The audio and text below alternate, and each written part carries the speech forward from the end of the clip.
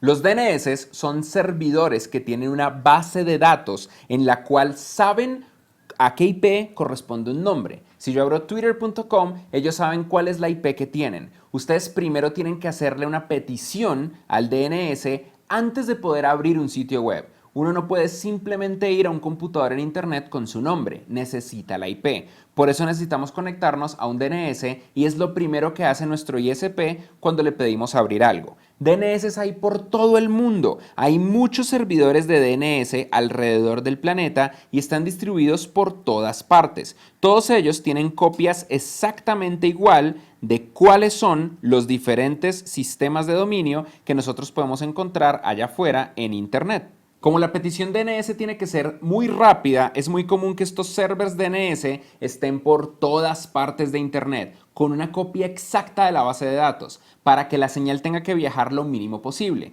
Muy probablemente tu país tiene su propio servidor de DNS raíz y hay otros subservidores de DNS de caché que lo que están haciendo es guardando una copia de a qué significa esta IP con qué significa esta URL. Muchas veces cuando tú estás desarrollando un sitio web, en ocasiones tienes que cambiar la IP porque estás migrando de servidores. A pesar de que Platzi.com sigue siendo Platzi.com, ha cambiado de diferentes proveedores de internet a lo largo del tiempo. En esos casos, lo que pasa es que no es automático o inmediato el cambio en las bases de datos, porque tienen que desplegarse por todo internet antes de que puedan cambiar. Eso en ocasiones hace que los sitios web no respondan, que tú entres a Platzi.com y te muestre una versión vieja del sitio o que no te muestre el sitio, porque está apuntándole al servidor viejo. Así que en síntesis, un DNS es una base de datos que tiene esto: un par de el valor twitter.com con el número 104.244.42.65.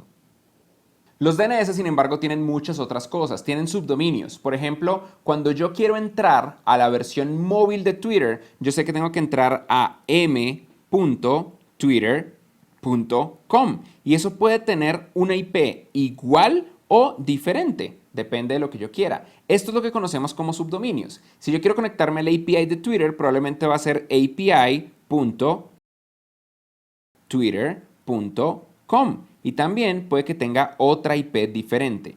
Este es el concepto que nosotros conocemos como subdominio. Y los DNS también guardan el servidor especial de envío de emails. Como mencionamos en la primera clase, los emails funcionan muy diferente a todo el resto. Los emails son muy especiales porque son un protocolo único. La forma en la que internamente en un dominio como twitter.com se guarda el servidor de email es diferente. A veces puede que el servidor de email sea la misma IP, pero en otras ocasiones queremos usar una IP diferente. Por ejemplo, imaginen que twitter.com realmente usa los servidores de correo de Gmail. Para hacer eso, los DNS tienen una subbase de datos que la llaman los MX Records o los registros MX. Los MX Records es donde se guarda donde vive el servidor de correo y puede que el MX Record sea internamente la IP del servidor de Gmail.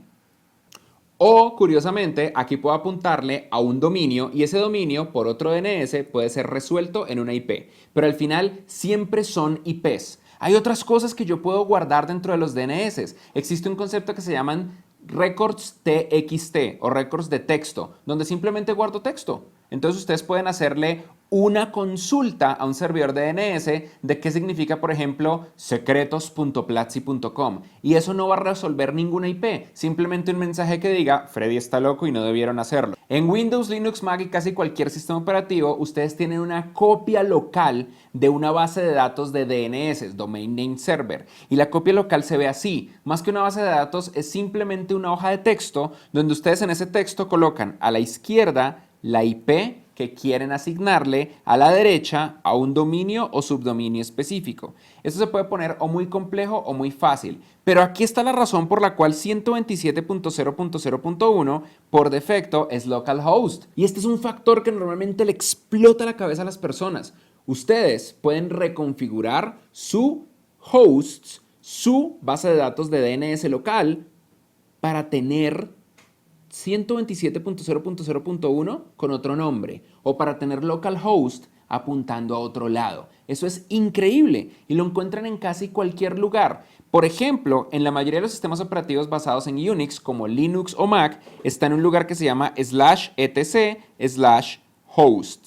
Pero dependiendo del sistema operativo que ustedes tengan, va a ser un archivo que está en lugares diferentes.